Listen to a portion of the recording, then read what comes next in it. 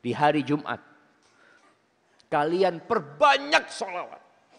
Itu pesan Nabi buat kita SAW. Perbanyak katanya. Sholawat kalian itu dihantarkan kepadaku. Dipaparkan kepadaku. Coba antum tanya, hari ini berapa kali antum sholawat buat Nabi SAW? Kita ini harus sering diingatkan. Kenapa? Karena dunia membuat kita lalai. Iqtarabatis sa'ah. Kata Nabi SAW, kiamat itu semakin mendekat. Wala yazdadun nas minad dunya illa hirsan. Ketika kiamat mendekat, manusia itu semakin rakus sama dunia. Wala yazdaduna minallahi illa bu'dan. Dan mereka semakin jauh dari Allah Azza wa Jalla. Kita punya sebuah alat yang tidak pernah dilihat oleh Abu Bakar As-Siddiq radhiyallahu anhu. Kita punya perangkat yang tidak pernah ada di tangannya Imam Syafi'i rahimahullahu ta'ala. Tidak pernah dilihat oleh Ibnu Hajar Al-Asqalani. Nah, Masya Allah, kok telat gini? Ini sibuk juga cari dunia.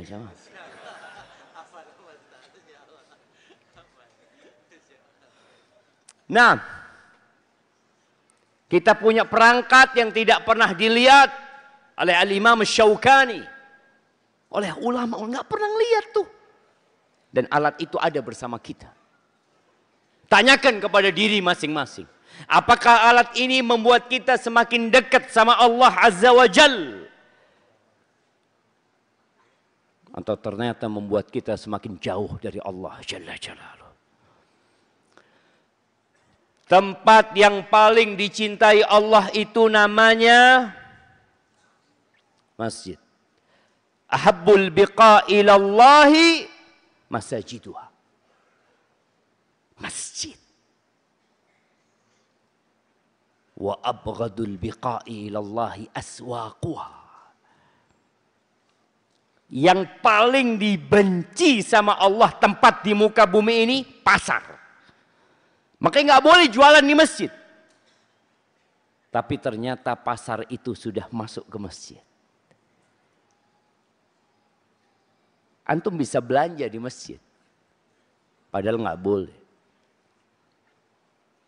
Antum bisa melihat barang-barang di masjid.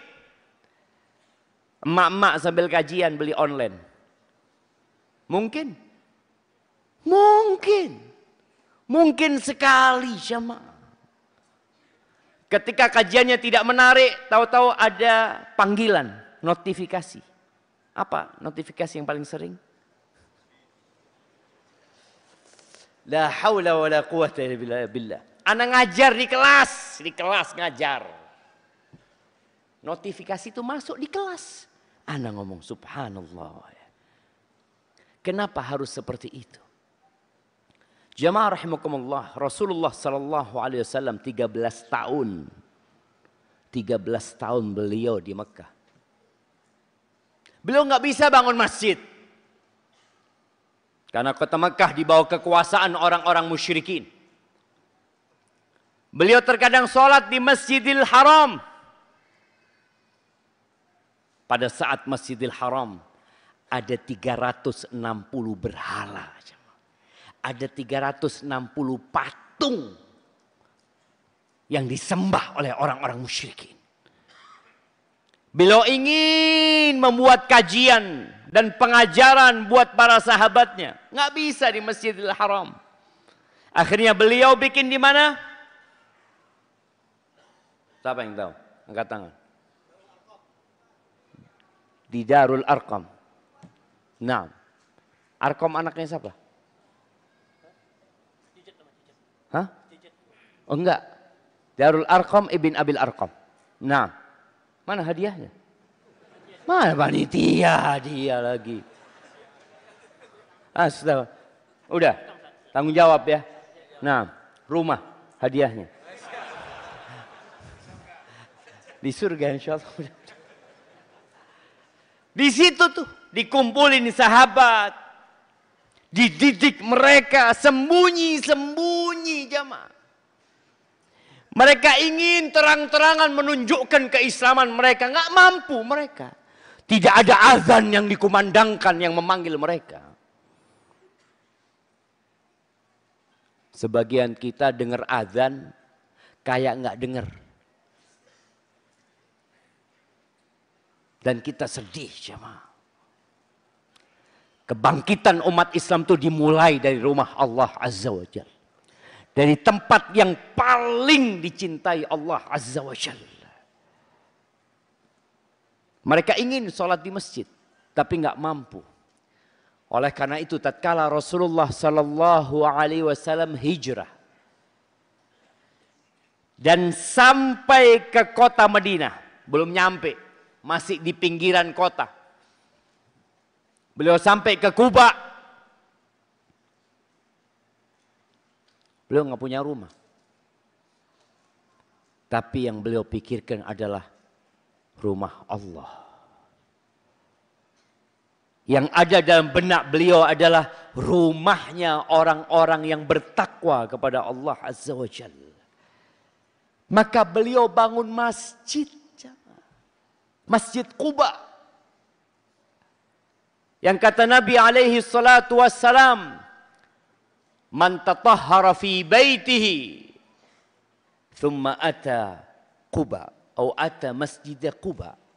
Barang siapa yang bersuci dari tempat tinggalnya, wudu dia dari rumahnya, kemudian dia mendatangi masjid Quba, fa shalla fihi salatan, dia salat di situ. Salat apa aja? Kanat lahu ka ajri umrah. Umrah pahalanya jemaah. Mereka nggak bisa berangkat ke Mekah, mereka bisa berangkat ke Masjid Quba. Dapat pahala umrah. Selesai bangun Masjid Quba, mulai umat Islam punya tempat berkumpul. Lalu Rasulullah Sallallahu Alaihi Wasallam melanjutkan perjalanan dengan ontanya menuju ke jantung kota Madinah. Kemudian onta itu berhenti di satu lokasi. Lalu Rasulullah Sallallahu Alaihi Wasallam mengatakan, hahuna insyaallah al-masjid. Di sini insyaallah kita bangun masjid. Beliau tidak berpikir membangun rumah beliau. Di saat banyak di antara kita yang memiliki rumahnya, betul. Sebenarnya Nabi Muhammad SAW bukan sedang memikirkan rumah beliau. Beliau memang benar-benar memikirkan rumah beliau. Di mana? Di surga Allah Azza wa Jalla. Man bana lillahi masjidan. Barang siapa yang membangun lillah, untuk Allah, dia bangun masjid. Untuk Allah. Bukan untuk namanya. Dikenang. Bukan karena riya dan berbangga diri. Tapi lillah. Gimana kita ini mau melakukan sesuatu bukan lillah. Gimana? Tangan ini lillah. Harta yang kita miliki minallah. Bumi ini bumi Allah Azza wa Jalla. Dan kita akan kembali kepada Allah. Lalu kita beramal tidak lillah. Nggak logis. Namun ternyata secara realita tidak sedikit yang beramal untuk dirinya sendiri. Barang siapa yang membangun untuk Allah masjid, banallahu lahu baitan fil jannah. Allah bangunkan buat dia rumah di surga. Beliau mengatakan di sini dibangun masjid. Dan subhanallah, ketika Rasulullah Sallallahu Alaihi Wasallam bertanya, ini tanah punya siapa? Oh, punya 2 anak yatim dari kalangan Ansor, dari Bani Najjar. Kata Nabi SAW, thaminuni. Berapa harganya?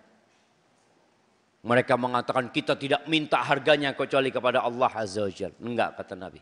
Berapa harganya? Mereka sebutkan harganya, nah lupa. Apa 20 dinar atau berapa. Lalu sama Nabi SAW dibayar itu. Beliau yang bayar. Kita lihat jamaah, ketika ada kesempatan menuju surga, jangan sampai ada orang lain yang mendahului kita. Kenapa beliau tidak biarkan tempat itu gratis, beliau terima dari sahabat-sahabatnya? Karena beliau ingin dapat pahala. Dan sampai hari ini, siapapun yang sholat di Masjid Nabawi, Nabi kita Muhammad SAW dapat bagian. Karena itu tanah Nabi yang beli. Sedangkan kadang-kala kita kalau ada kesempatan menuju ke surga, kita cari orang. Padahal engkau mampu. Engkau nggak ingin proyek itu untukmu sendiri. Dibangunlah Masjid Nabawi. Setelah selesai masjid dibangun, kira-kira 1 bulan dibangun masjid. RJ ini dibangun berapa tahun? Berapa tahun? 12 tahun. Nabi sebulan jadi. Umurnya. Enggak, waktu bangun masjid ini berapa tahun? 4-5 tahun. Rasulullah SAW bangun masjid jamaah 1 bulan. Padahal belum ada alat berat. Luasnya Masjid Nabawi itu setelah perang Khaybar itu 50 kali 50. Ini berapa? 45 kali 45. Lebih luas Masjid Nabawi, bayangin. Kenapa cepat 1 bulan? Karena cuma dipagari. Iya. Dipasangin tembok keliling, depannya dikasih atap dari pelepah kurma, belakangnya kasih atap dari pelepah kurma. Yang depan ini tempat pengimaman, yang belakang tempat apa? Tempat tidur. Para sahabat Nabi itu yang nggak punya rumah tidurnya di mana? Di masjid jemaah. Boleh tidur di RJ? Boleh nggak? Benar boleh? Insya Allah.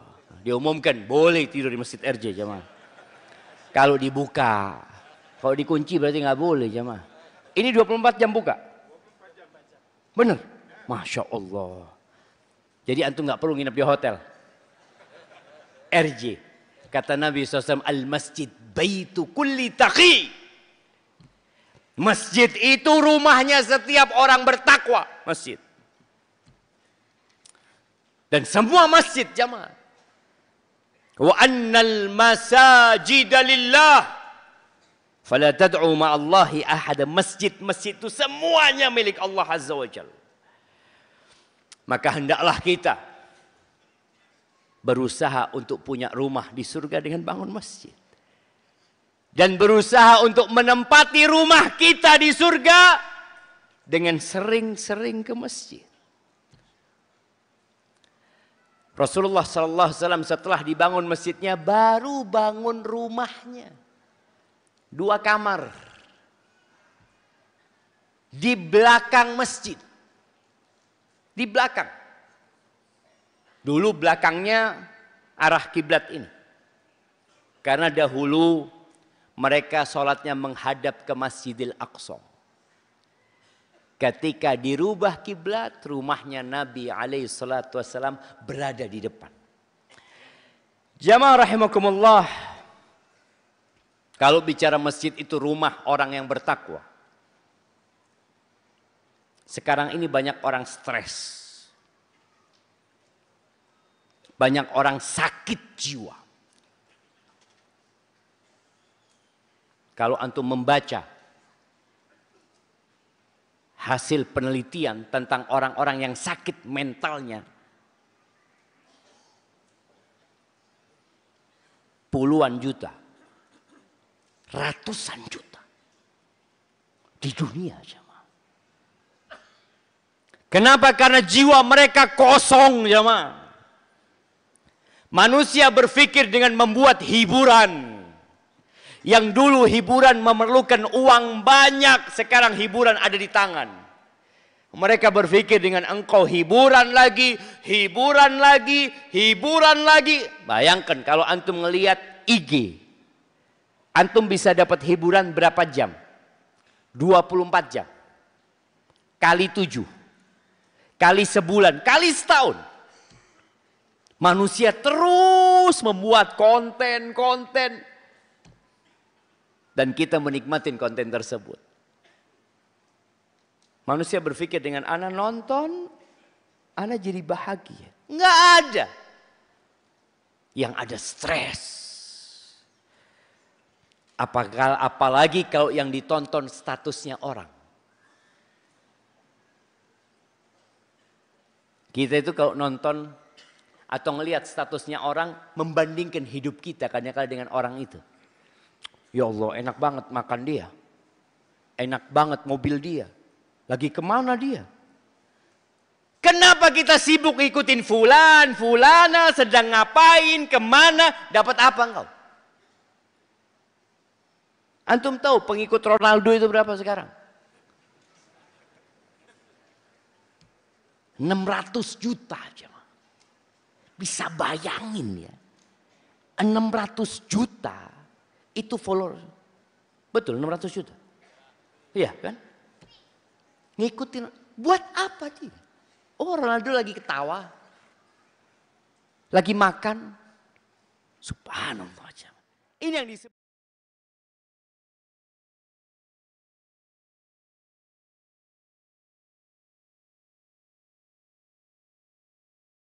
Mental ini akan berdampak kepada fisik. Kebanyakan orang sakit itu karena pikiran. Datang ke rumah Allah jemaah. Di sini baitu kulli taqi.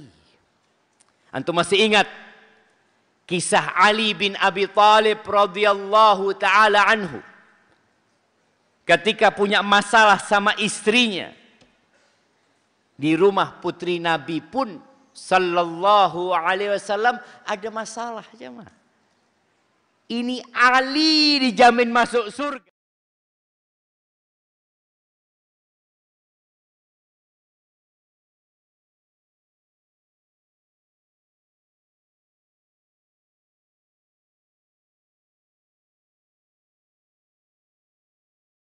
Allah sallallahu alaihi wasallam datang ke rumahnya putrinya Fatimah. Dilihat kok nggak ada Ali. Biasanya Ali tidur. Jam segitu itu biasanya Ali tidur. Maka Rasulullah sallallahu alaihi wasallam bertanya, "Aina ibnu ammiki?"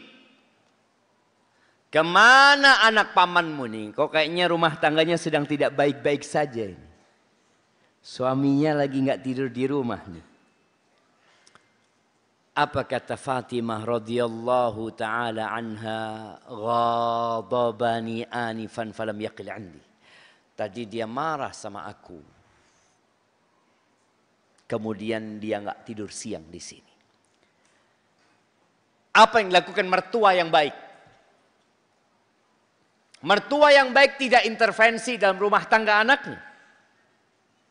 Tapi dia berusaha untuk menjaga rumah tangga anaknya supaya tidak berantakan. Maka kirim orang Rasul SAW untuk cari di mana menantuku ini. Yang menantunya merupakan sepupunya sendiri. Ali bin Abi Thalib radhiyallahu anhu dicari. Akhirnya laporan orang, ada Ali bin Abi Thalib. Di mana? Dia tidur di masjid. Berangkatlah mertua nih. Nabi Muhammad SAW. Berangkat. Didatengin Ali sedang tidur. Dan juga Masjid Nabawi. Kenapa sebulan jadi? Karena lantainya dari tanah. Makanya kalau bikin masjid antum sebulan jadi. Lantainya dari tanah. Gak apa-apa. Makanya sholat di Masjid Nabawi dahulu. Dan sebenarnya sampai hari ini termasuk sunnah itu sholat pakai sandal jemaah. Berani untuk sholat pakai sandal di masjid di RJ? Boleh kira-kira? Menistakan masjid? Nggak apa-apa. Makanya antum kalau ke Madinah, Mekah Madinah itu nggak ada tulisan batas suci, nggak ada. Pernah dapat antum? Di tempat kita batas suci, emangnya sandal najis? Udah dicuci sandalnya ini. Anak pernah di sebuah masjid, anak punya sepatu baru jemaah. Baru dikasih orang. Anda lihat mau ditaruh di bawah masjid ini tinggi banget jemaah. Jadi sandal dilepas di bawah. Akhirnya Anda lihat, ya Allah sayang. Cari yang teduh, Anda taruhnya atas sama bawah. Nggak ngotorin masjid kan. Habis sholat zuhur dibuang Anda punya sepatu jemaah.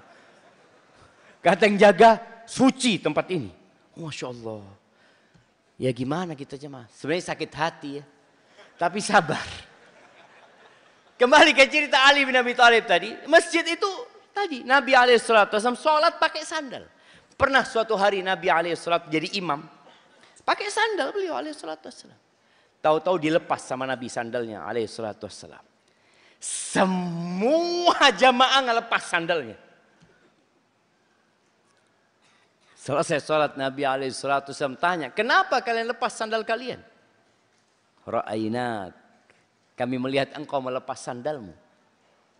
Itulah ya bagaimana itibanya para sahabat. Bagaimana mereka benar-benar mau di belakang Nabi sampai surga. Walaupun harus berdarah-darah. Mereka lakukan itu. Kata mereka, kami melihat engkau melepas sandalmu. Maka kami lepas sandal kami. Nggak tahu alasannya apa, yang penting mereka mengikuti. Maka Nabi SAW mengatakan tadi Jibril datang ngasih tahu bahwasanya ada najis di sandalku. Maka aku lepas. Maka kalian kalau ke masjid sebelum masuk lihat dulu bawah sandal kalian. Ada najis atau tidak. Diperiksa dulu. Baru ke masjid. Karena kita tahu syarat sahnya sholat menghilangkan najis. Ali tidur, selendangnya terlepas, pundaknya atau punggungnya ini penuh dengan debu jemaah. Dan kayaknya kalau sholat di masjid pakai debu itu enak jemaah. Apa enaknya?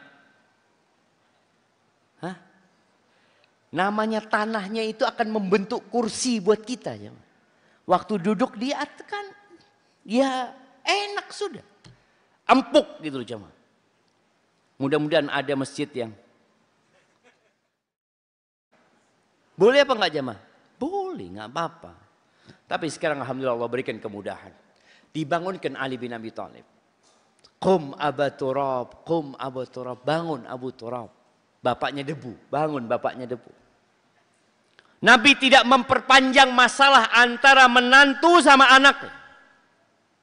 Karena mertua asalkan datang ngobrol sama menantu, ahlan wa sahlan, kaif halak, apalagi di rumah Allah. Selesai urusannya. Maka bapak-bapak yang punya masalah berangkatlah ke masjid. Jam berapapun. Kalau masjidnya nggak ditutup. Tapi kalau antum punya masalah berangkatnya ke warung kopi, ke kafe, ke tempat karaoke. Orang yang ke tempat karaoke ngapain? Menghilangkan stres katanya. Pulang tambah stres. Bismillah.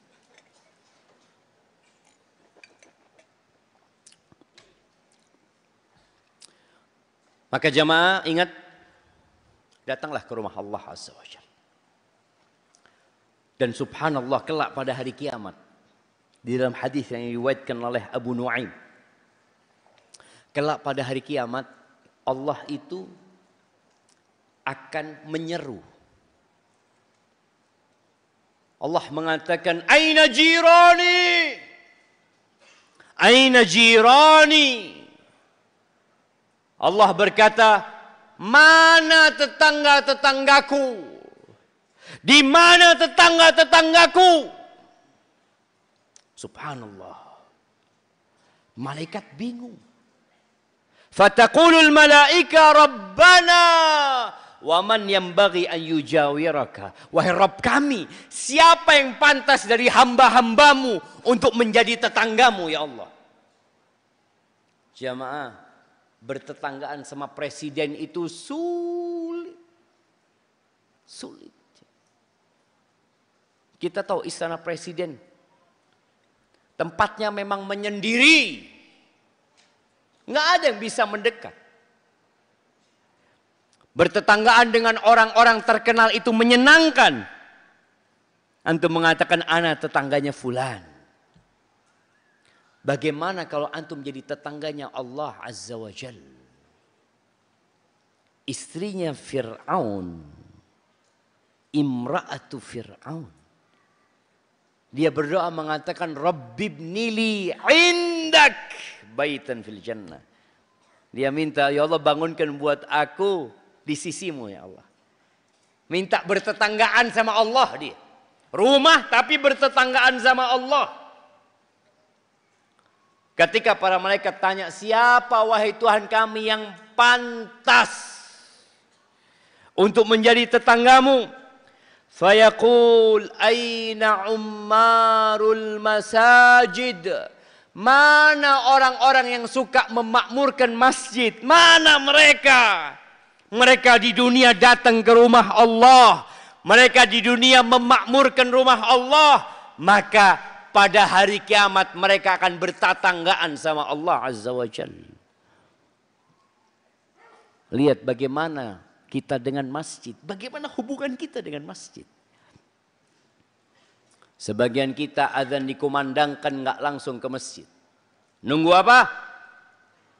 Nunggu qomat. Dulu waktu awal-awal hijrah, Masya Allah. Jazakallah khair. Memang kalau di RJ ini harus minta jemaah. Iya. Kalau nggak minta nggak dikasih, makanya tuh minta nggak apa-apa. Udah kasih hadiah? Masya Allah. Kasih 2 bang ya. Siapa tetangganya Allah? Ummarul masajid. Orang-orang yang suka memakmurkan masjid. Datang di awal waktu, azan dikumandangkan. Kemanapun dia pergi hatinya bergantung di masjid. Kayak kipas angin nih. Bergantung. Hatinya berdetaknya itu di rumah Allah. Ketika dia melihat masjid, ya Allah senang hatinya.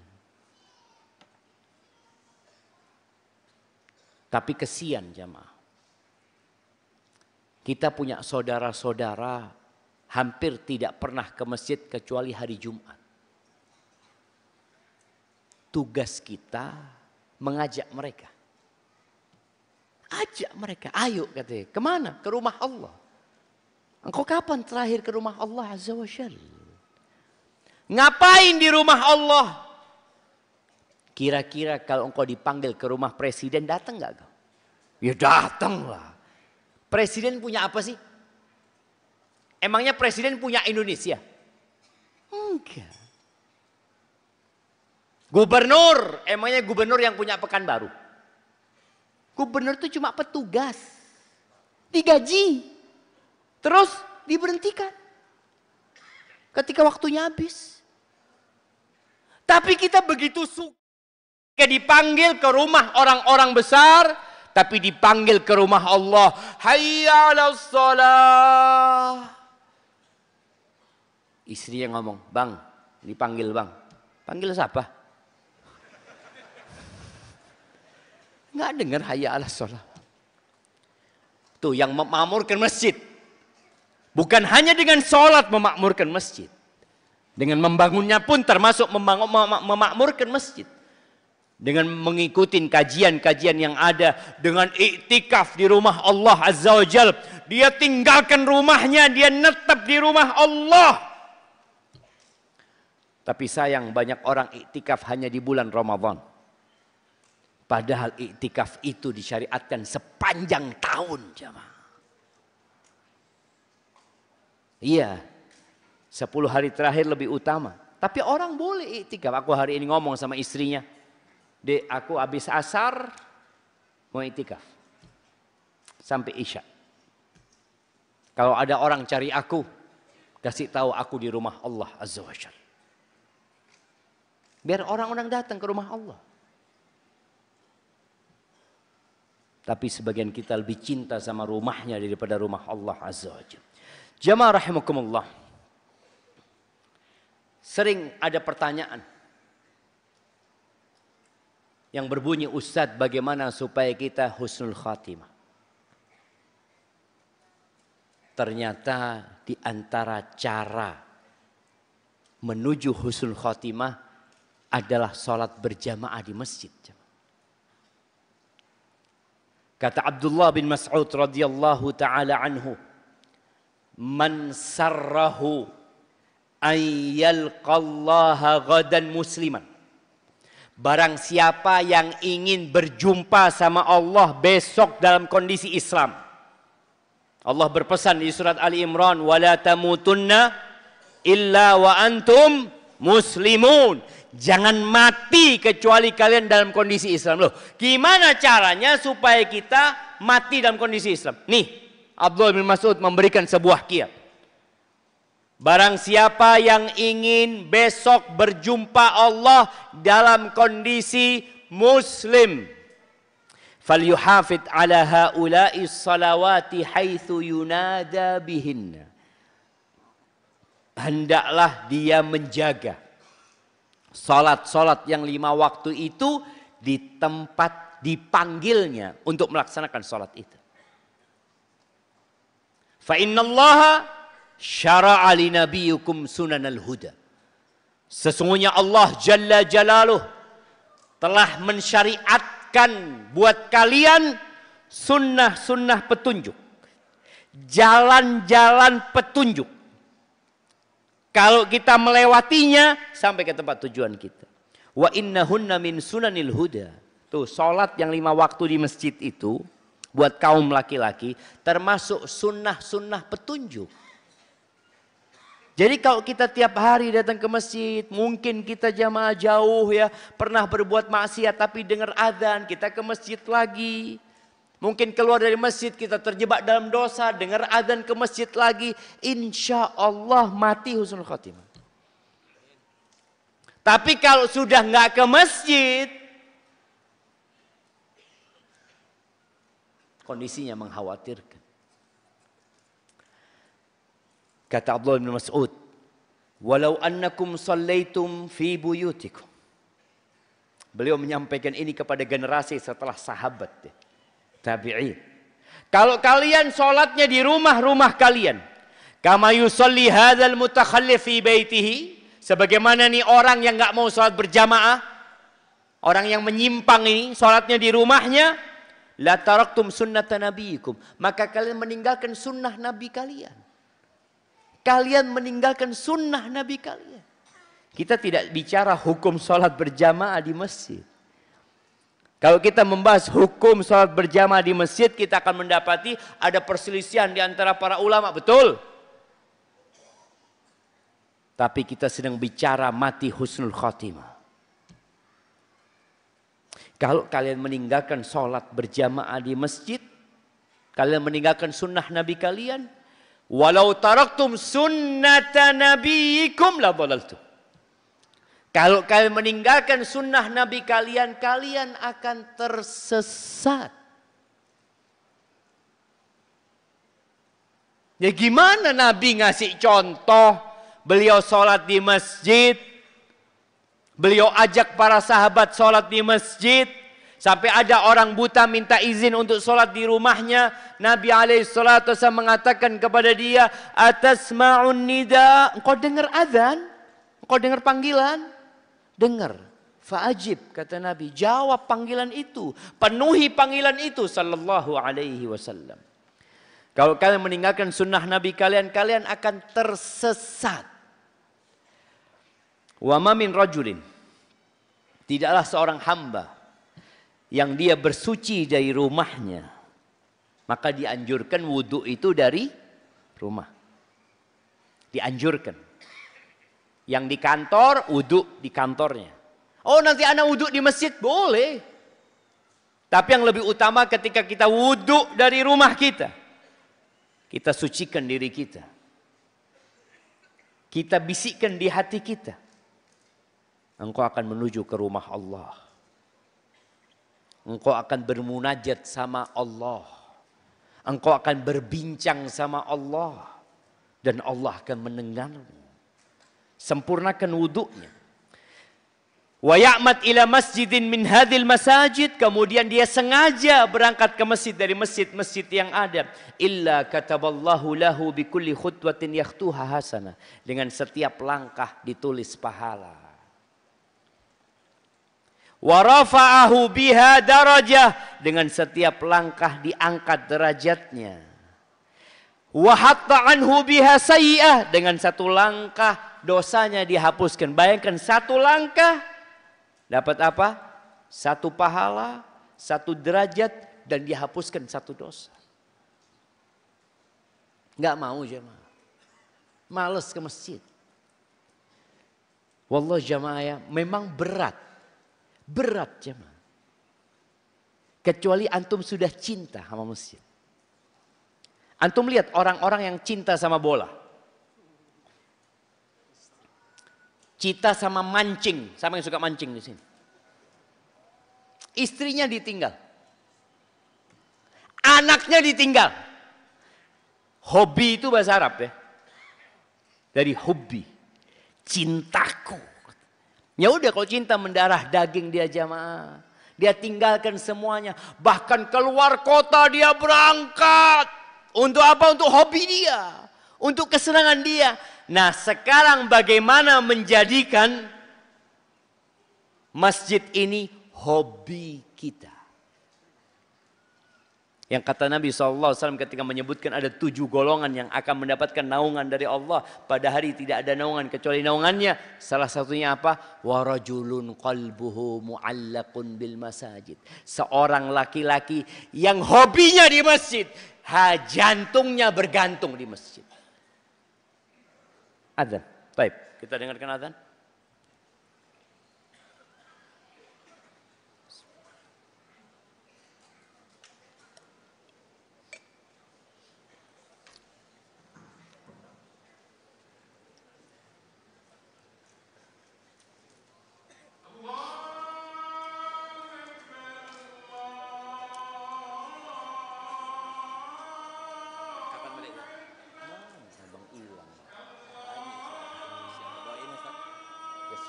Allah mudahkan, Allah mudahkan.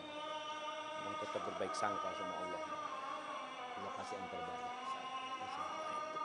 Karena kita nggak tahu yang terbaik mana buat Allah. Kita nggak pernah tahu. Mungkin abang berambisi yang ada 5.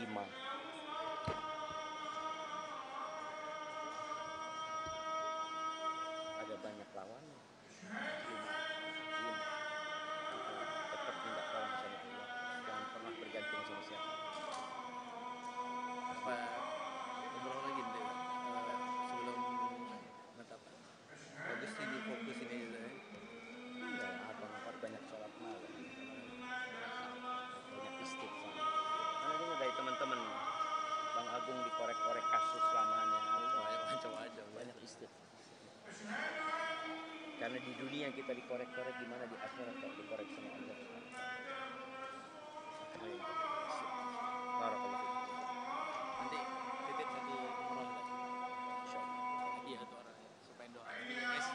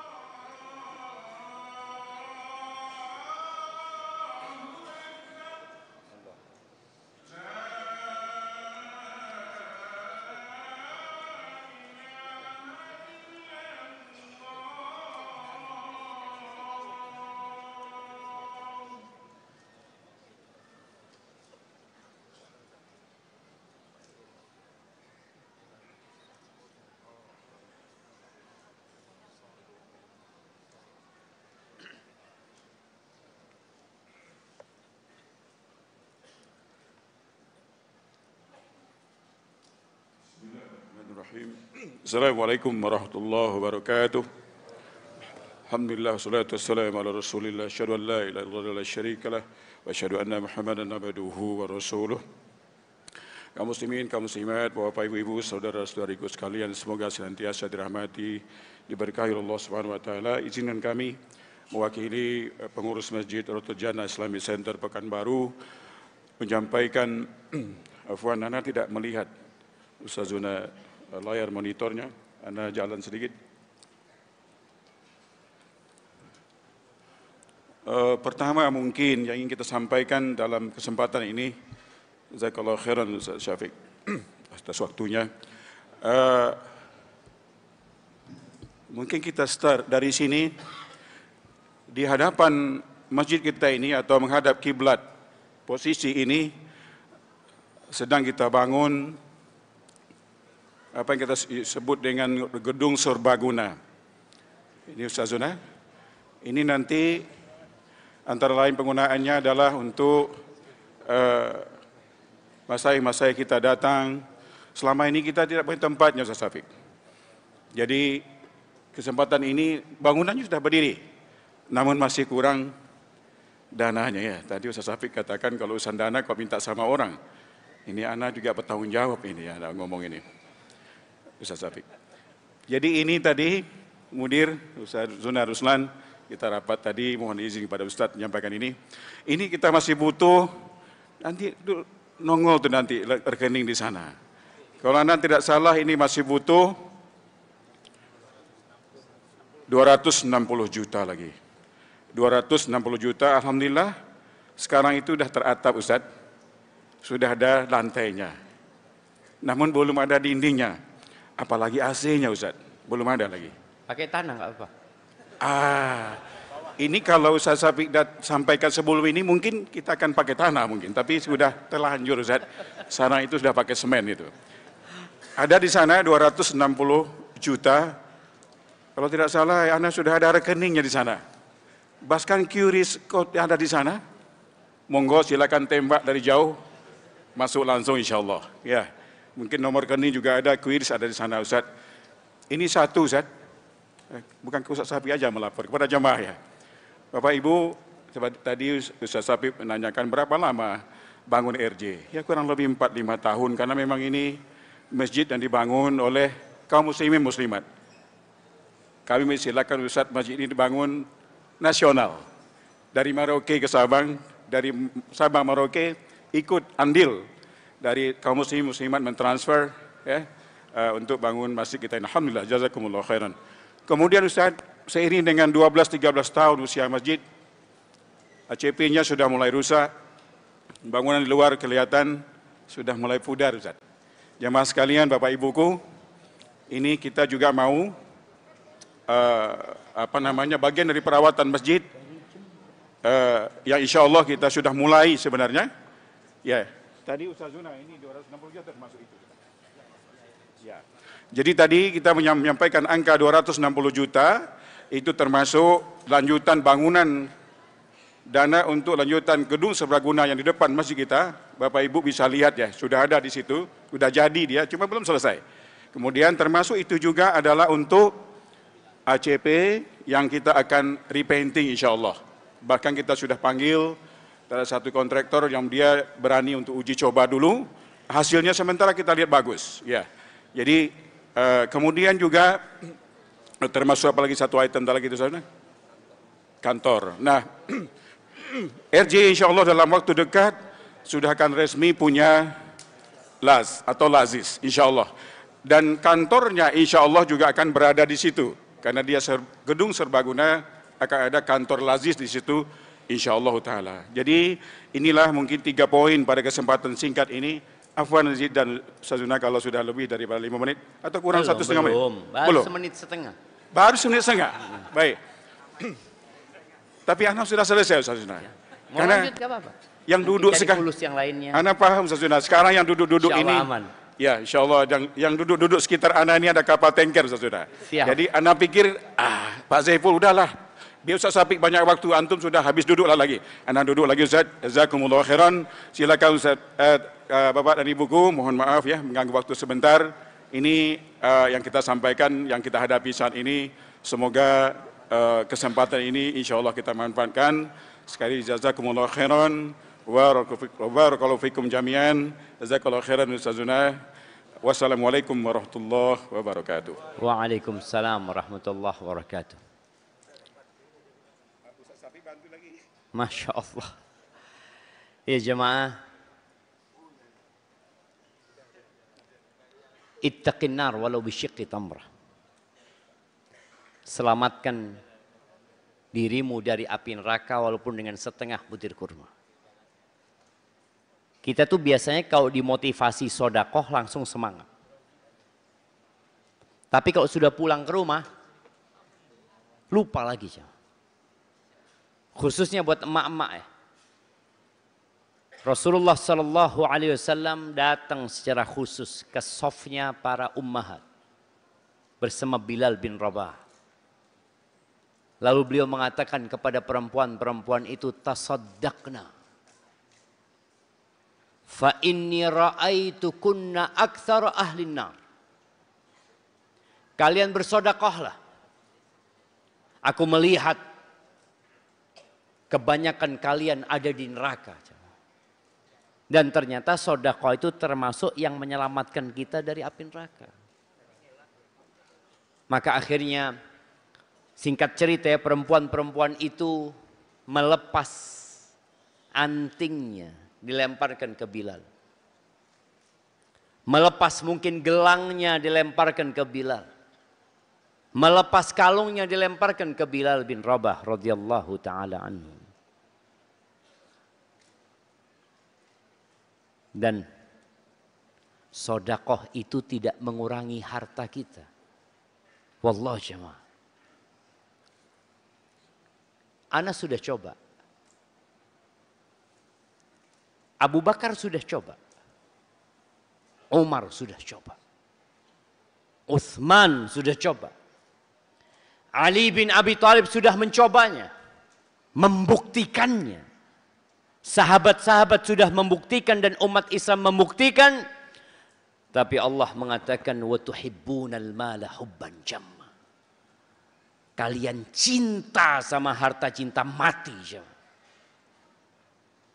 Maka untuk mengurangi kecintaan kita kepada harta, keluarkan harta itu. Dan harta itu akan menunggu kita nantinya.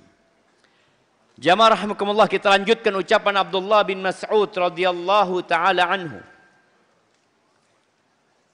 Walaqad ra'aituna wa ma yatakhallafu anha illa munafiq ma'lumun nifaquhu.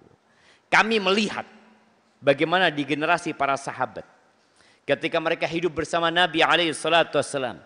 Aku melihat tidak ada orang yang tidak sholat ke masjid kecuali orang munafik. Ini bicara tentang realita di masa itu. Ma'lumun nifaquhu. Yang kemunafikannya sudah maklum. Sudah maklum jemaah. Walaqad kana ar-rajulu yu'ta bihi yuhadi bainar rajulain atau yuhada bainar rajulain. Orang pada waktu itu karena nggak bisa ke masjid karena cacat dia mungkin lumpuh, itu dibopong di antara dua orang. Hatta yuqama fis shaf, sampai diberdirikan di shaf. Sekarang yang sehat kemana? Main bola. Yang sehat jalan-jalan. Menuju ke tempat yang paling dibenci Allah, meninggalkan tempat yang paling dicintai Allah Azza wa Jalla. Hadis ini diriwayatkan oleh Imam Muslim. Kemudian Rasul sallallahu alaihi wasallam mengatakan di hadis yang diriwayatkan Abu Dawud dan dihasankan Syekh Albani, man kharaja min baitihi mutatahhiran ila salatin maktubah. Barang siapa yang keluar dari rumahnya dalam kondisi bersuci untuk melaksanakan salat wajib, fa ajruhu ka ajril hajil muhrim. Pahalanya seperti pahala orang yang haji berihram. Wa man kharaja ila tasbihid duha la yunsibuhu illa iyyah. Barang siapa yang keluar untuk melaksanakan salat duha dan dia tidak keluar hanya untuk itu kecuali untuk itu ya, fa ajruhu ka ajril mu'tamir. Pahalanya seperti pahala orang yang berangkat umrah. Dan kita tahu sholat berjamaah itu dilipat gandakan 27 derajat dibandingkan sholat sendirian. Ya, orang munafik jangan ditanya. Paling berat buat mereka sholat isya dan sholat subuh. Masih banyak lainnya. Tapi anak sekarang mau bicara buat emak-emak. Kajian kita buat bapak-bapak. Kajian kita buat kaum muslimin. Bagaimana dengan kaum muslimat? Ternyata kaum muslimat ini lebih baik di rumah. Waqarna fi buyutikun. Kalian tinggallah di rumah-rumah kalian. Wala tabarrujna tabarrujal jahiliyatil ula. Kalau harus keluar, jangan tabarruj. Jangan bersolek, jangan berias seperti beriasnya orang-orang jahiliyah. Dan subhanallah, wanita itu kalau keluar rumah aja.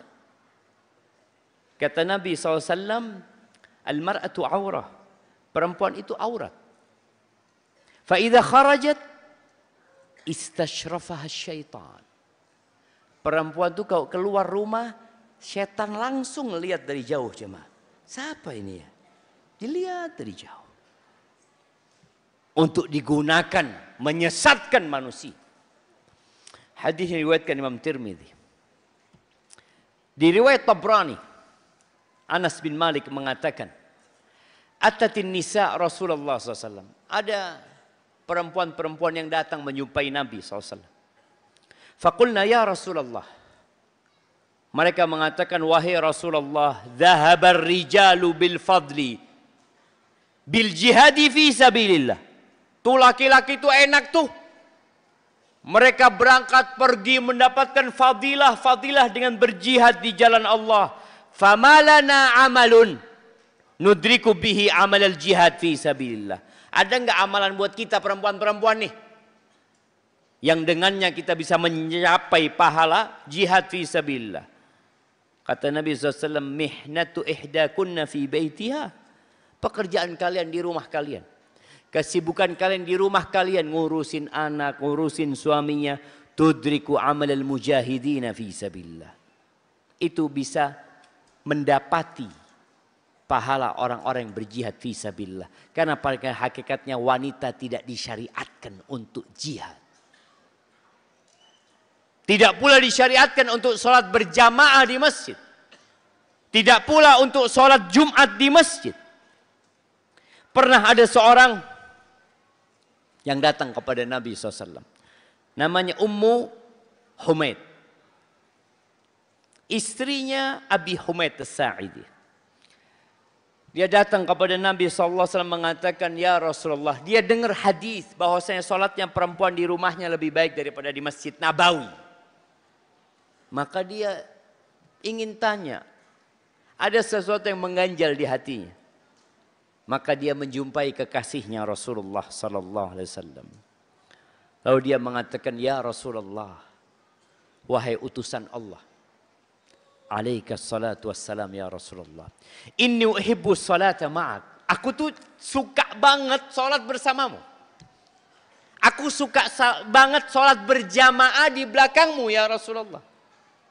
Cuma kok ada hadis yang mengatakan salatnya perempuan di rumah lebih baik. Maka dia bingung nih. Dia sholat berjamaah atau di rumah? Faqalat ya Rasulullah, setelah dia mengatakan itu, apa kata Nabi SAW? Qad alimtu annaki tuhibbina salata ma'i. Aku tahu engkau suka sholat bersamaku. Wa salatuki fi baitiki khairun min salatiki fi hujratiki. Salatmu di kamar tidurmu. Di kamar tidurmu. Itu lebih baik daripada salatmu di ruangan yang lebih luas di rumahmu. Wa salatuki fi hujratiki khairun min salatiki fi dariki. Salatmu di dalam rumah, tadi di kamar. Salat dalam kamar lebih baik daripada salat dalam rumah. Salatmu di rumahmu lebih baik daripada salatmu di kumpulan rumah-rumah yang ada. Biasanya orang punya komplek perumahan ya, atau satu keluarga besar rumahnya banyak ya, kemudian mereka bikin musola atau apa, sholat di sanalah mereka. Sholatmu di kamarmu lebih baik daripada sholatmu tadi di ruangan rumahmu, dan sholatmu di dalam ruangan rumahmu lebih baik daripada sholatmu di kumpulan rumah-rumah itu. Wa sholatuki fi dariki, dan sholatmu di perumahanmu itu lebih baik daripada sholatmu di masjid kampung. Bayangin. Wa sholatuki fi masjidi qaumiki, dan sholatmu di masjid kampungmu itu lebih baik daripada sholatmu di masjidku, kata Nabi SAW. Padahal sholat di Masjid Nabawi berapa? 1000 jamaah. Apa kata perempuan ini? Setelah dia mendengarkan penjelasan dari Rasulullah SAW. Fa'amarat fabana laha masjid fi aqsa syai'in min baitiha. Dia minta dibikinkan musola ya, di tempat paling pojok di dalam kamarnya yang paling gelap. Fakanat tusalli fihi hatta laqiyat Allah jalla jalaluh. Perempuan ini tetap sholat di tempat itu sampai mati. Nggak lagi keluar rumah jemaah. Sekarang perempuan nggak ke masjid, tapi kemana? Ke mall, ke kafe. Ketika ditanya, loh kok nggak ke masjid? Sholat di rumah lebih baik. Betul. Tapi itu arahan supaya engkau nggak keluar rumah kecuali ada keperluan yang urgen. Masjid aja enggak, apalagi ke pasar. Dan alhamdulillah sekarang dengan adanya online ini buat para wanita, engkau nggak perlu lagi ke pasar, nggak perlu lagi keluar rumah. Laki-laki itu kalau ada perempuan lewat, Allahu Akbar. Tadi setan sudah berusaha untuk menyambutnya dan kemudian menjadikannya sebagai bahan godaan buat kaum laki-laki. Barakallahu fiik. Baik, sebelum kita masuk ke tanya jawab, ada satu pertanyaan. Mic-nya udah siap? Sebutkan 10 hal kenapa kita harus memakmurkan masjid. Nah, terlalu jauh yang di sana itu. Ini nih yang di sini. Nah, silahkan. Mana mic-nya?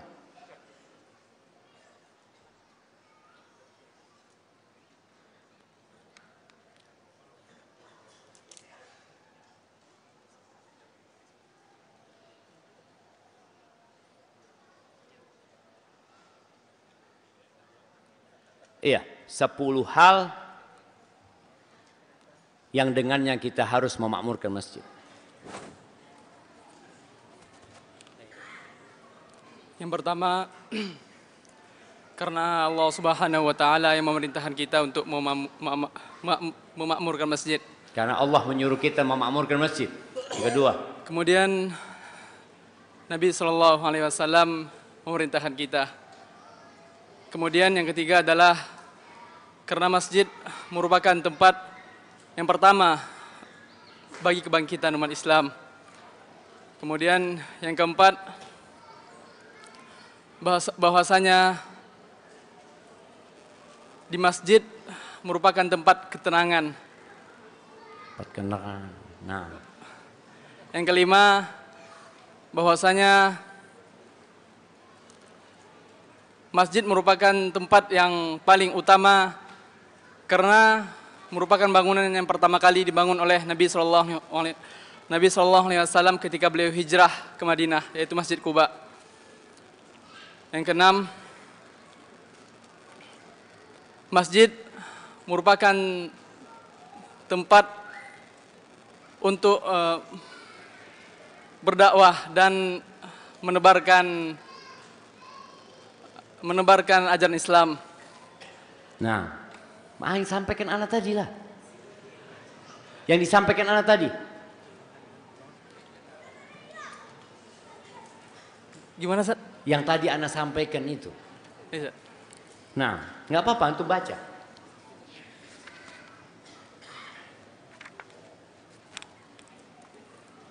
Bahwasanya seseorang yang sering seorang laki-laki yang selalu menggantungkan hatinya ke masjid, maka ia termasuk orang yang dinaungi oleh Allah pada hari kiamat.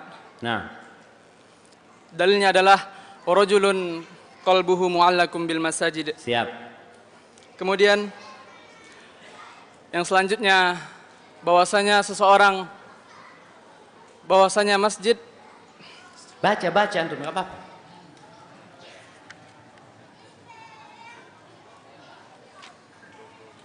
bahwasanya seseorang yang keluar dari rumahnya dalam keadaan suci kemudian sholat ke masjid, maka ia mendapatkan pahala seperti orang yang melakukan ihram.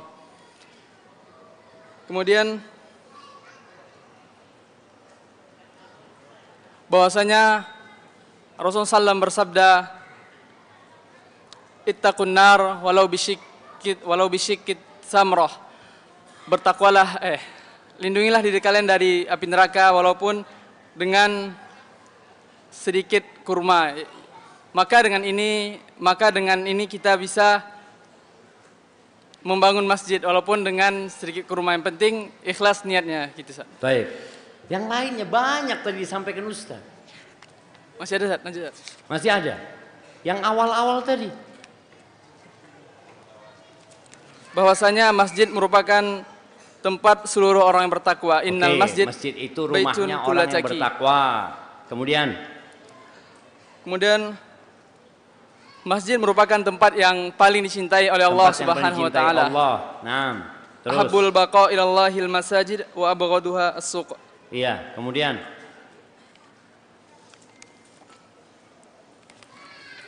Ya, anak suka sama yang nyatet gini jemaah.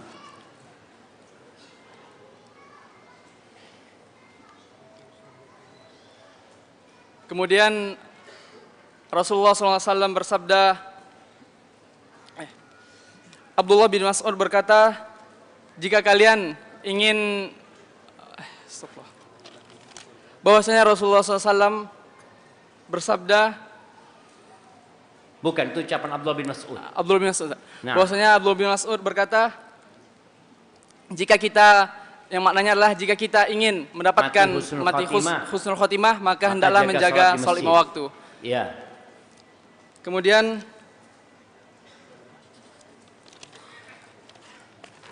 Kemudian apa?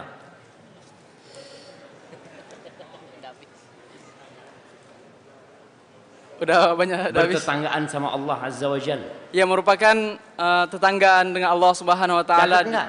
Catat, Ustaz. Coba lihat catatannya, makanya Anda bingung antum. Enggak perlu ngarang sebenarnya.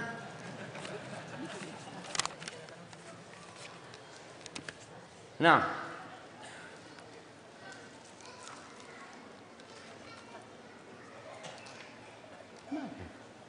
Yaitu bahwasanya Rasulullah SAW bersabda yang maknanya adalah kelak pada hari kiamat Allah akan menyeru, aina jirani, aina jirani.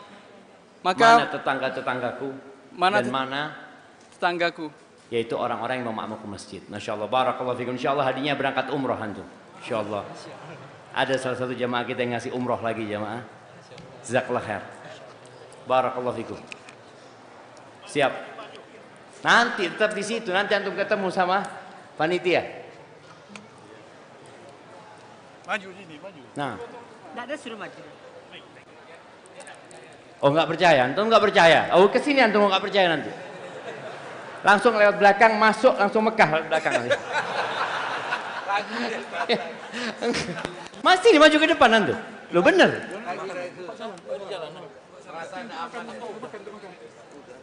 Insya Allah. Hah? Dari mana? Asalnya Pekanbaru. Oh tinggal di Perawang. Insya Allah. Mudah-mudahan benar aman antum berangkat ke Mekah nanti ya. Di sini. Siap, kita masuk ke sesi tanya jawab. Barakallahu fikum. Masya Allah. Hah? Oh, udah nikah apa belum? Oh ini mau berangkat umroh tanya dia nikah belum? Ini baterainya udah dikit nih. Baterai udah dikit. Dua Pak. Hah? Namanya catat namanya. Catat nama aja. Itu di foto KTP-nya Ustaz Nabil. Sampai namanya lupa jamaah.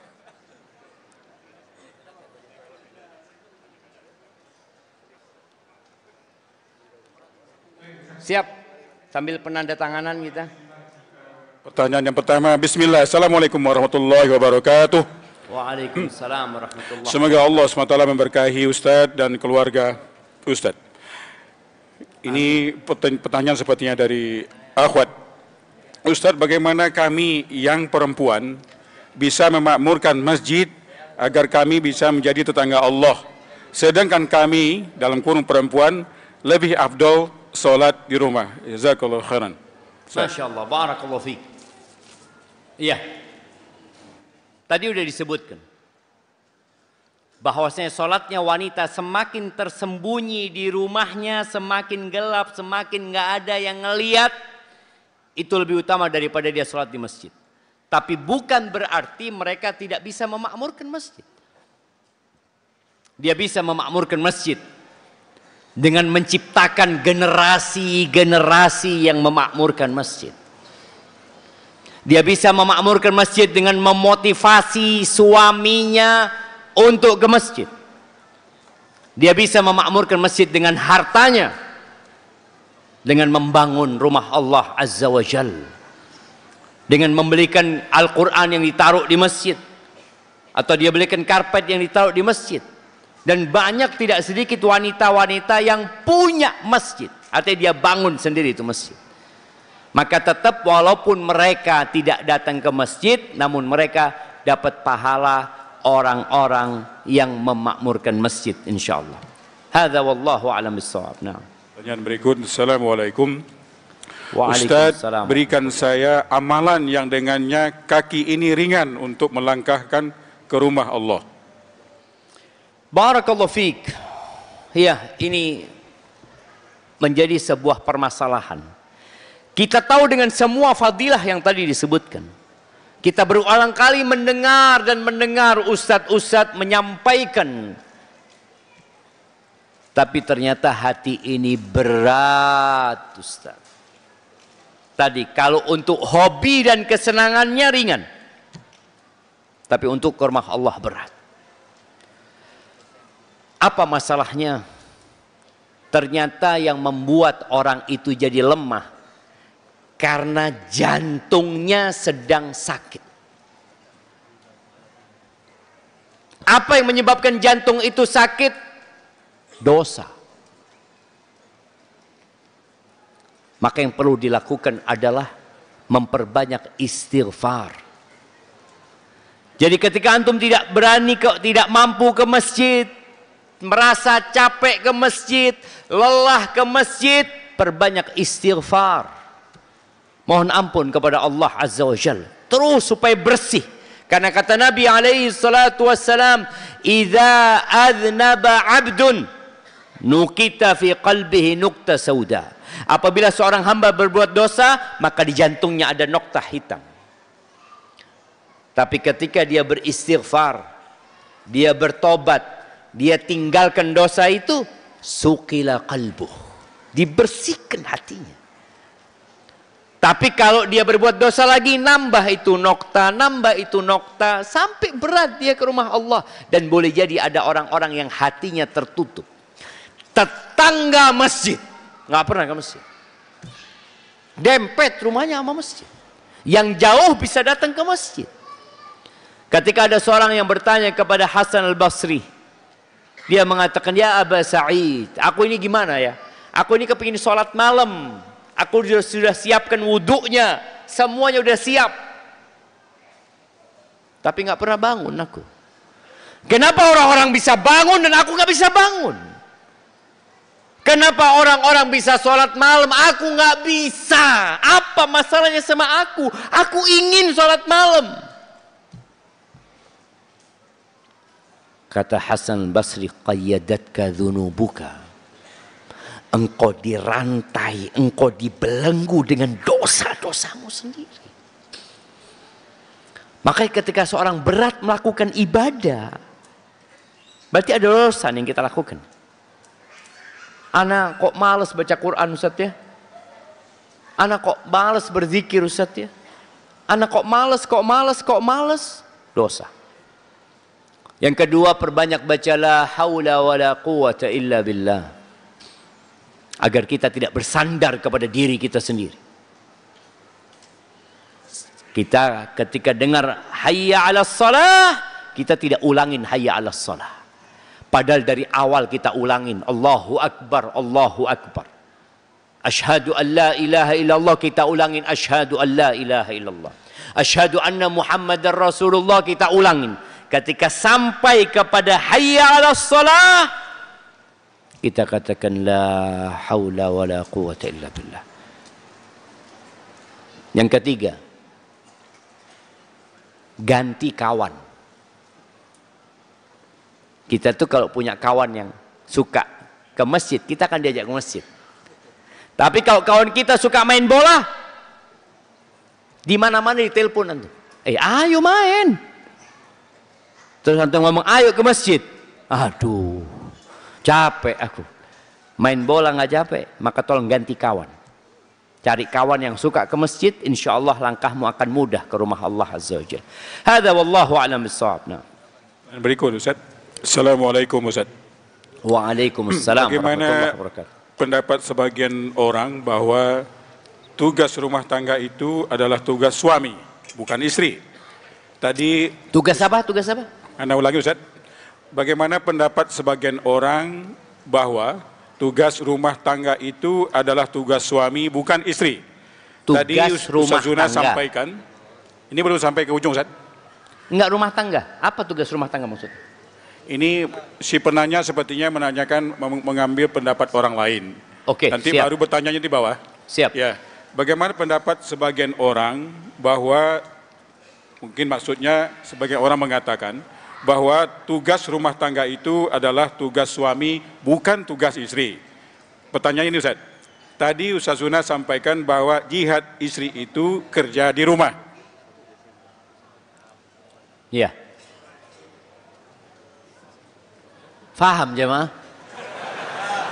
Coba kita fahami bersama. Iya. Maksudnya tugas rumah tangga ini masak, nyuci, nyapu, mandiin anak, gendong anak. Itu tugasnya suami gitu maksudnya? Iya. Jamaah rahimakumullah. Apa yang dilakukan Fatimah putri Nabi SAW di rumahnya? Siapa yang masak di rumah Ali bin Abi Thalib? Fatimah. Siapa yang ngurusin anak-anaknya? Fatimah. Sampai tangannya kasar. Memang ada yang berpendapat seperti itu? Enggak. Allah Azza wa Jalla mengatakan walahunna mithlul ladzi 'alaihinna bil ma'ruf walirrijali 'alaihinna darajah. Dan wanita-wanita itu punya hak yang setara dengan kewajibannya. Punya hak yang setara dengan kewajibannya bil ma'ruf, dengan cara yang ma'ruf. Ini dikembalikan kepada urf, kepada budaya yang ada di masyarakat. Dan laki-laki punya derajat lebih dari wanita. Memang para ulama menyebutkan ada wanita-wanita yang memang ketika dia di rumah orang tuanya, ini anaknya orang kaya, dia biasa pakai pembantu.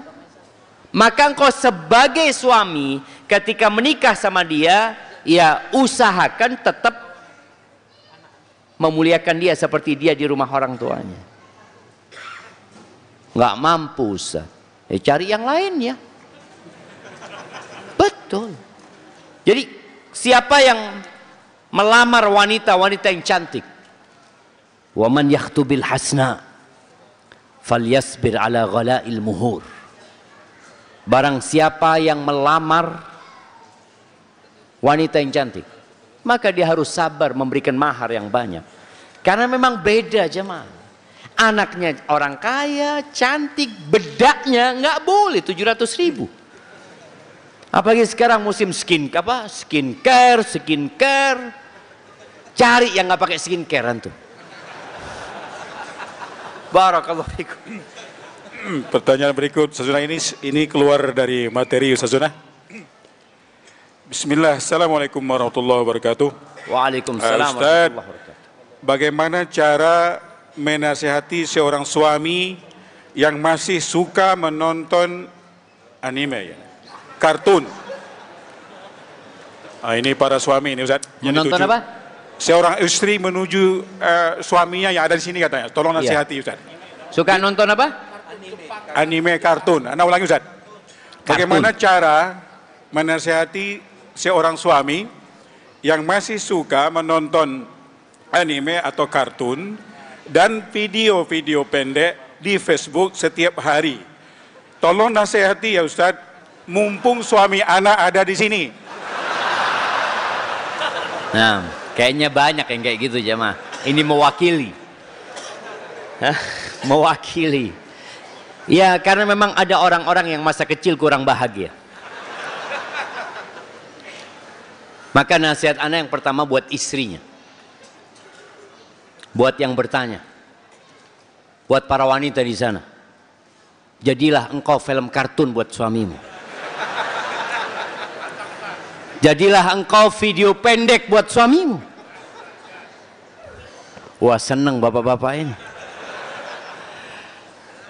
Iya, sebelum kita memberi nasihat kepada orang lain, kita lihat diri kita dulu, jemaah. Rasulullah Shallallahu Alaihi Wasallam ketika beliau ditanya tentang wanita yang paling baik, allati idza nadarta ilaiha sarratka, yang kalau engkau memandang kepadanya dia menyenangkan hatimu. Bikin suami itu nggak ngelihat handphonenya. Ngelihat siapa? Ngelihat istrinya. Maka tolong para wanita berusaha untuk selalu tampil indah buat suami. Suaminya pulang kerja, suaminya sedang sibuk dengan handphonenya, dia datang dengan pakaian yang seksi di depan suaminya. Insya Allah handphonenya ditaruh. Ya, ini usaha dari seorang wanita. Bagaimana dia selalu enak dipandang. Karena terus terang, banyak laki-laki kalau melihat istrinya cantik, pertanyaannya apa? Mau kemana? Kalau istrinya biasa-biasa aja, oh berarti nggak mau kemana-mana. Baik, adapun buat para suami, jamaah rahimakumullah,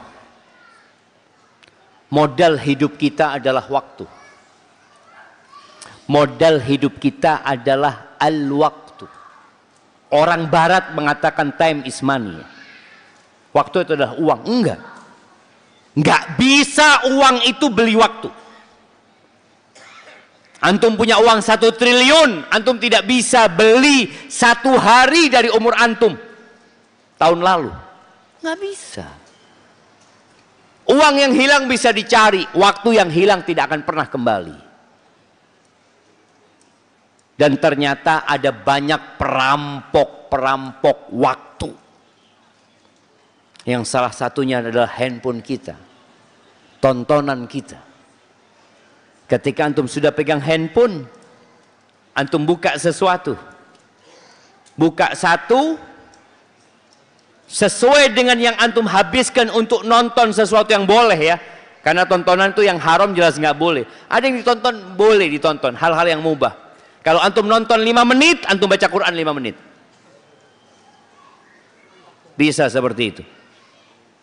Bisa. Insya Allah berhenti nonton antum. Karena nggak kuat baca Quran. Ya Allah, capek baca Quran. Udah berhenti. Karena sayang jamaah.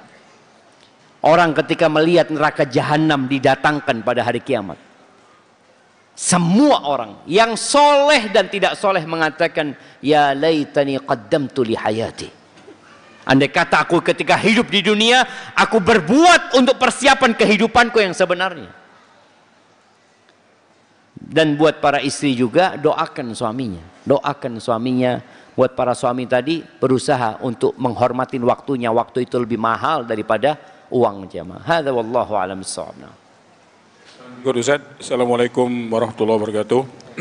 Afwan izin bertanya, saya sudah belajar sunnah dari beberapa tahun yang lalu, tetapi saya belum sepenuhnya bisa lepas dari dunia, ini maksudnya dunia drama Korea Ustaz, dan artis Korea. Anda tidak paham dengan ini Ustaz. Bagi saya itu masih merupakan hiburan untuk saya, tetapi saya tetap ikut kajian, tahsin, dan kegiatan keagamaan lainnya. Bagaimana tanggapan Ustaz? Apa yang harus saya lakukan? Syukron Ustaz. Barakallahu fiik, alhamdulillah. Yang pertama,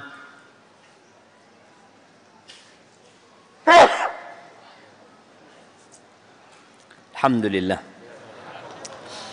Yahdikumullah yuslih balakum. Yang pertama saya ucapkan kepada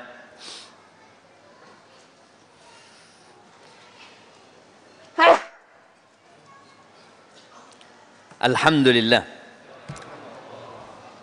Yahdikumullah wa yuslih balakum. Yang pertama buat yang bertanya, teruslah engkau menuntut ilmu. Dan berhentilah nonton drakor.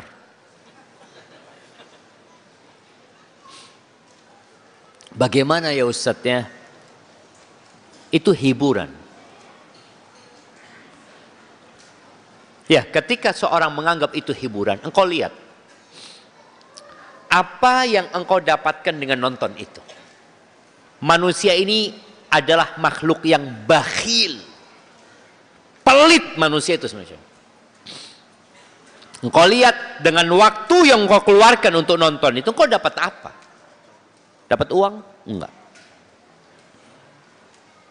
Ketika engkau selesai nonton itu, imanmu bertambah? Alhamdulillah Ustaz, sejak nonton drakor itu, Anda bisa sholat malam 11 rakaat. Nggak ada. Imanmu semakin melemah. Dan engkau lihat bertahun-tahun engkau ngaji. Bagaimana kenaikan imanmu? Ada kenaikan atau ada penurunan? Memang kita tuh jamaah, manusia yang terus berbuat dosa. Tatkala engkau terjebak dalam nonton hal itu, hal-hal yang tidak berguna, setelah itu engkau bertobatlah kepada Allah, beristighfarlah. Niat untuk tidak mengulangi. Tapi kalau engkau dalam hatimu memang ingin ngulangin lagi, maka akan bertumpuk dosa-dosamu. Apalagi yang ditonton di sana ada tontonan yang terlarang memang. Kalau wanita nonton drakor, kemudian dia memandang suaminya, bagaimana dia lihat suaminya? Ini sama tangan yang di drakor itu lebih bagus tangannya daripada wajah suaminya. Jadi masalah jemaah. Maka tolong tadi niatlah untuk berhenti. Tapi kemudian engkau terjebak lagi, bertobatlah dan niatlah untuk berhenti. Terjebak lagi, bertobatlah, kemudian niat untuk berhenti. Tapi kalau dari awal engkau memang mau terus-terusan menjadikan itu hiburan, ya akan membuat hati jadi keras nantinya. Hadza wallahu a'lam bissawab. Tidak ada sepakatan sampai pukul berapa Ustaz? Kira-kira 2 pertanyaan lagi bisa? Afwan. 2 pertanyaan lagi? Iya Ustaz. Boleh. Pertanyaannya masih ada puluhan lagi. Masya Allah. Oke, 2 lagi. Bismillah jemaah. Baik. Yang berhubungan ke materi yang Ustaz Zuna sampaikan insyaAllah. Assalamualaikum Ustaz. Ana izin bertanya, apakah ketika perempuan pergi haji dan umroh, mana yang lebih baik bagi dia, solat di Masjid Nabawi atau Al-Haram, atau di kamar hotelnya? Ini ada 2 pertanyaan Ustaz Zuna. Pertanyaan kedua, sedekah buat perempuan yang tidak bekerja, bagaimana Ustaz? Apakah boleh dengan uang yang diberikan suami tanpa izin dari suami? Jazakallahu khairan Ustaz. Barakallahu fikum. Ya, untuk pertanyaan pertama, terus terang tadi malam ana sedang mengkaji masalah itu. Jadi ana belum bisa memberikan jawabannya. Apakah wanita yang berangkat ke Madinah lebih utama dia sholat di hotel atau sholat di Masjid Nabawi? Kenapa? Karena dia datang dari Indonesia mau ke Masjid Nabawi. Memang dari Indonesia itu dia datang mau kemana? ke Masjid Nabawi. Sampai sana sholat di hotel. Ya nggak usah datang ke Nabawi lah. Tapi ini pendapat ya. Tapi sudah mengatakan tetap dia lebih utama sholat di kamarnya. Wallahu a'lam bishawab ya. Maka Anda nggak berani jawab. Anda masih mengkaji masalah itu. Semoga Allah berikan petunjuk. Adapun yang kedua, bagaimana wanita yang tidak bekerja? Apakah dia boleh bersodakoh dengan pemberian suaminya? Maka dia harus lihat. Kalau pemberian suaminya itu adalah untuk dia. Jadi dikasih uang sama suaminya yang untuk dimiliki sama istri, maka boleh dia dengan uang itu. Tapi kalau nafkah untuk kebutuhan rumah tangga, maka perlu izin dari suami. Ada suami yang Masya Allah yang baik. Maka buat para wanita ya, buat para orang tua juga kalau mau cari menantu, tolong cari menantu yang tidak bakhil. Karena kebakhilan ini termasuk sifat buruk. Sampai Nabi SAW mengatakan la yajtami'u imanun wa syuhun fi jawfil abdi. Nggak kumpul tuh iman sama kikir itu nggak kumpul jadi satu. Maka ada suami yang mengatakan ngasih fulus faddol, engkau mau sodakoh, mau apa terserah. Habis ngomong lagi.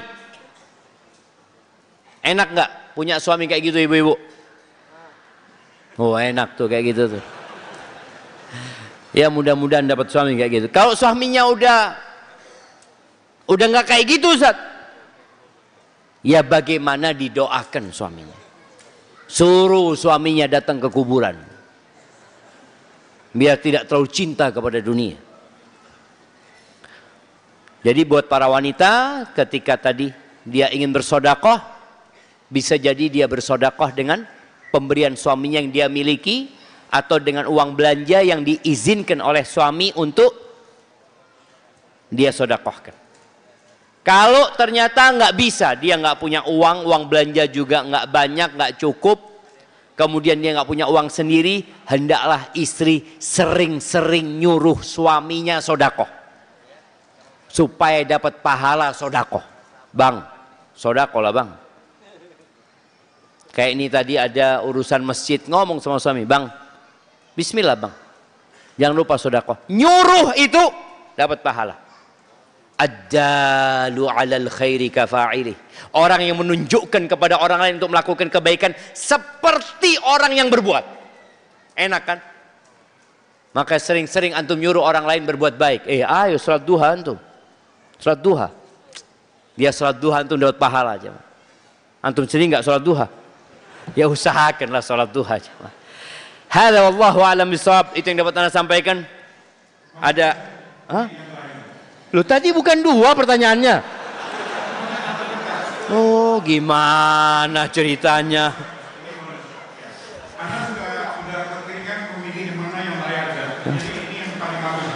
Astaghfirullahaladzim.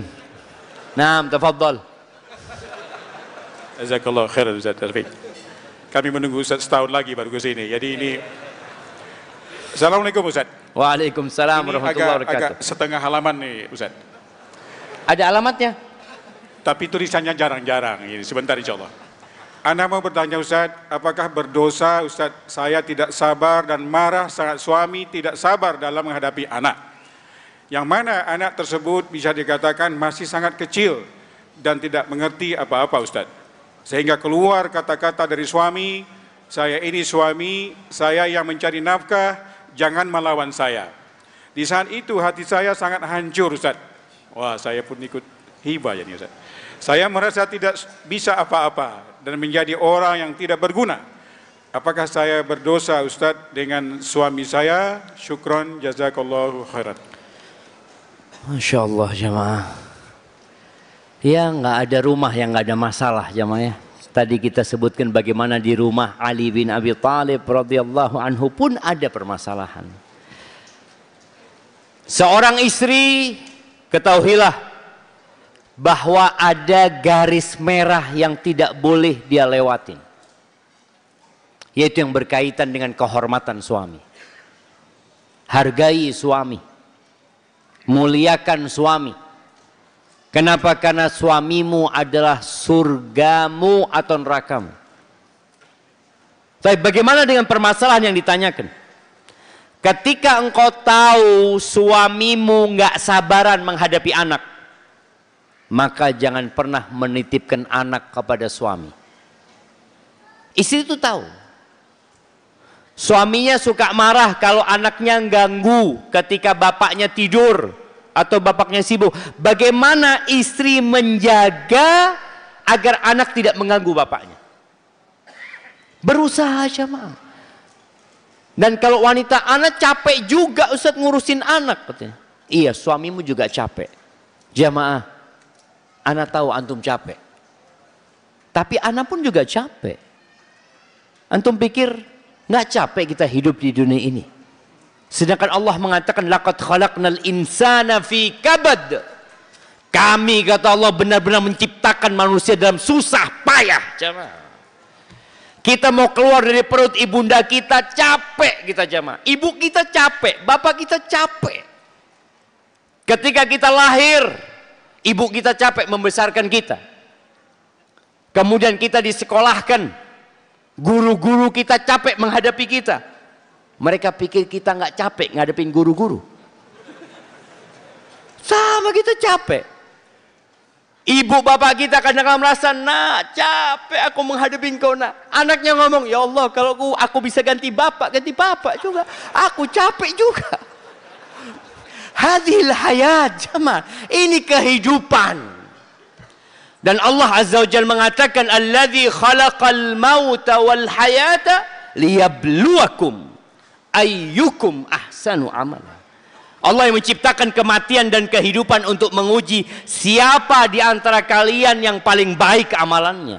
Maka seorang istri ketika dia lelah menghadapi suami seperti itu, ingat, aku sedang diuji sama suamiku. Dan poinnya, siapa yang paling baik amalannya. Engkau juga sedang berlomba-lomba sama suami menuju surga Allah Azza wa Jalla. Kalau memang ada suami-suami yang kurang perhatian sama anak, engkau full perhatian sama anakmu. Dan engkau akan mendapatkan semua pahalanya insya Allah. Maka tolong sabar, tetap muliakan suamimu, jaga anakmu. Kan juga anaknya suami Ustaz, betul. Tapi engkau tahu suamimu punya kekurangan. Tapi engkau juga melihat dia punya kelebihan. Selalu fokus kepada kelebihan. Ada hak-hak istri yang tidak didapatkan dari suami. Jangan serta-merta engkau gugat cerai suamimu. Engkau minta hakmu sama Rabbul Alamin. Jaga tetap rumah tanggamu. Adapun hak-hak yang tidak diberikan, minta sama Allah Azza wa Jalla. Dan insya Allah, Allah Maha Kuasa atas segala sesuatu. Barakallahu fiik, itu yang dapat Ana sampaikan. Kurang lebihnya mohon maaf. Ana masih ada hadiah, Ana mau kasih buat yang paling tua. Nah, umur berapa Bapak? 66. Ada yang lebih? 75. Masya Allah. Berapa di sana? Berapa? 96. 76. Apa 96? Masya Allah. Kasihlah jamaah yang 66, 75 sama. Masya Allah. Barakallahu fikum. Satu-satu ini kasih satu-satu. 6. Kasih satu-satu, bagikan ke sebelahnya. Taib. 6. Masih dipilih sama Bapak. Taib, buat yang paling jauh. Bukit Tinggi. Ada yang lebih jauh dari Bukit Tinggi? Yang datang kajian ya. Datang kajian memang. Dari Bukit Tinggi datang buat kajian. Apa udah tinggal? Oh, asalnya Bukit Tinggi mah. Ini asal dari Jember bang. Lebih. Nah, mana yang paling jauh? Mana? 9 jauh. Jauh, kasih 9. Mana lagi? Mana? Bandung.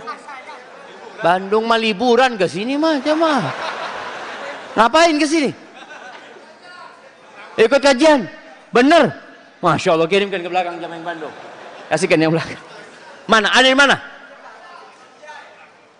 Binjai. Datang buat kajian. Bener bang? Masya Allah.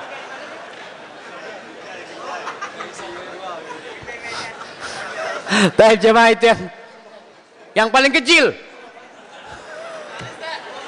Pak, paling kecil. Ambil sini hadiahnya. Mana yang kecil-kecil? Ini.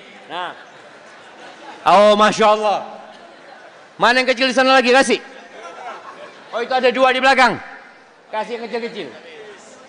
Tapi jemaah itu yang bisa anda sampaikan, kurang lebihnya mohon maaf. Wassallallahu ala nabiyina Muhammadin wa ala alihi wasallam. Yang tadi sholat di luar lagi sholatnya. Assalamualaikum warahmatullahi wabarakatuh.